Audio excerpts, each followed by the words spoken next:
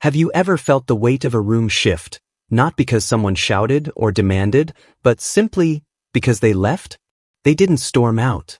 They didn't slam doors. They just pulled their energy back, quietly. And suddenly, everything felt different. That's not magic. That's awareness. We live in a world obsessed with immediacy. Instant replies. Instant validation. Instant connection. But what if real power lives in the pause? What if silence, not reaction, is the loudest thing you can say? See, when you stop being so easily accessed, emotionally, mentally, physically, people notice.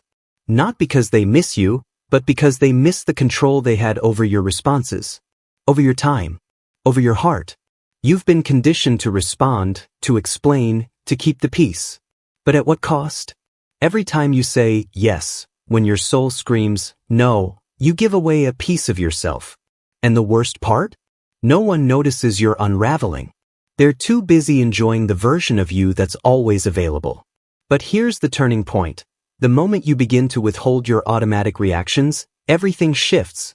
People who once thought they knew you suddenly realize they only knew the part of you that performed.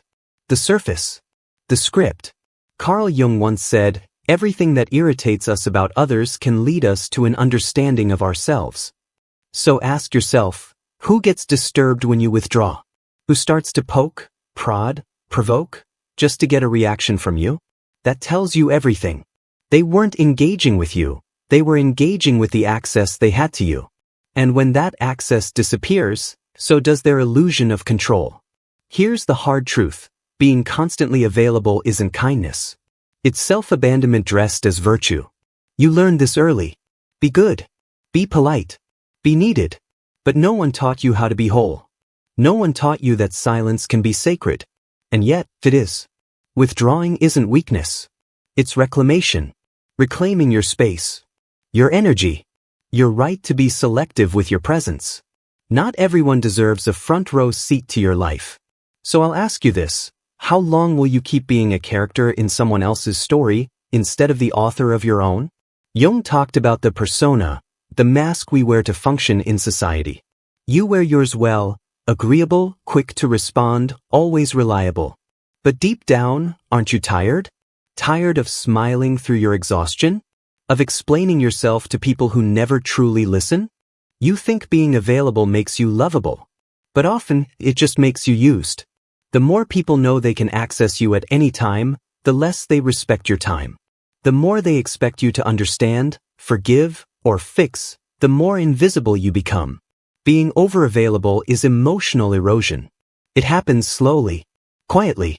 But one day, you wake up and feel like a stranger in your own life. Here's the part no one tells you. When you start choosing yourself, your peace, your pace, your silence, it won't be celebrated. Some people will call you distant, cold, selfish. But that's not because you're wrong. It's because you're no longer useful to their dysfunction. The truth is, what's always available gets taken for granted. Just like light switches or oxygen, until they're gone. So now it's your turn to reclaim the mystery. The dignity of your silence. The clarity of your boundaries.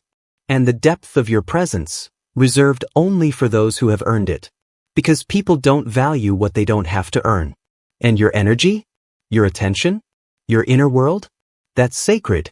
Next time someone tries to provoke you just to feel something, pause. Breathe. Say nothing. That silence? That's you stepping out of the game. As Jung understood, your psyche is not infinite. Every interaction costs energy. The question is, are you investing it, or just bleeding it away? Stop being an open faucet to those who only come to drink when they're thirsty. You're not a resource. You're a human being. And it's time you treated yourself like one. Why you give too much? And how to take it back. This isn't about isolation. It's about evolution. It starts now. The most effective manipulation doesn't come with shouting. It comes in quiet guilt. Not in demands, but in expectations. Unspoken, heavy, impossible to satisfy. It's when you start believing you owe someone your time, your energy, your understanding, even when it's tearing you apart. That's the trap. The manipulator doesn't need to force you into anything. They only need you to keep reacting, predictably, habitually, helplessly. And the moment you stop reacting, the entire game collapses. When you stop explaining, when you simply say no without justification, when you withdraw instead of defending yourself, something shifts. Not just in them, but in the entire dynamic. Their illusion, the identity they built for you, begins to crumble.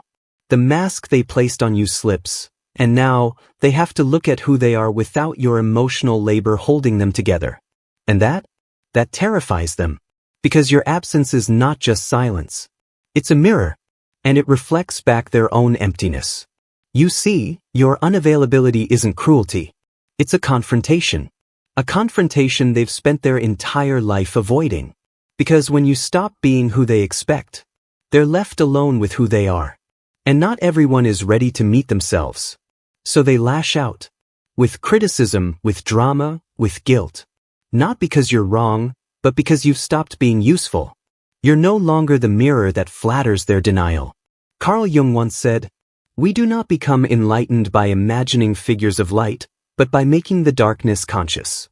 And when you stop playing along, when you stop feeding the cycle, that darkness rises. Their shadow begins to surface. And you, the former escape, the emotional caretaker, become a threat. But now the real question is, are you ready for the fallout? Are you willing to be misunderstood, rejected, called cold or selfish, just for finally protecting yourself? Because silence comes with a price. Not everyone will applaud your growth. But in that silence, in that sacred rupture, a new kind of power is born. In the next part, we'll explore why silence isn't weakness. It's not absence. It's amplified presence. A force so intense that it can shatter illusions and reset entire dynamics. The modern world is addicted to noise, to instant responses, to winning arguments that mean nothing. But few understand the power of deliberate, conscious silence. Not the silence of surrender, but the silence of sovereignty. Not silence that hides, but silence that sees. Jung didn't view silence as emptiness. He saw it as the fertile ground of transformation. Because when you stop reacting, you start observing. And in that observation, everything becomes clear. The patterns, the manipulation, the emotional cycles you never saw before. Silence is the doorway to lucidity. And lucidity is poison to those who rely on your confusion to control you. Have you noticed how some people panic when you don't reply? When you don't explain? When you simply vanish? It's not about missing you. It's about losing the story they built around your reactions. As long as you speak, you're still in the game. But when you go silent, truly silent, you change the rules. And that destabilizes those who survive on your energy. Real silence isn't a void. It's mastery. It's choosing not to be pulled into someone else's chaos. It's recognizing that not every war deserves your sword. Individuation, Jung said, requires distance. Because in the quiet, you finally hear yourself. Unfiltered, uninterrupted. And that voice, your own, has been buried under obligation for far too long. But don't be fooled, silence costs. It will strip away every relationship built on your performance. It will make you look cold to those who only ever saw your warmth as utility. It will make you seem arrogant to those who never understood your depth. But here's the truth. They never wanted your truth. They wanted your compliance. And when you mature, you become selective with your voice. Because every word is an energetic investment. And not everyone deserves a piece of your soul. Sometimes silence isn't withdrawal. It's evolution. It's the language of someone who no longer needs to prove their worth. And yes, your silence will unsettle people.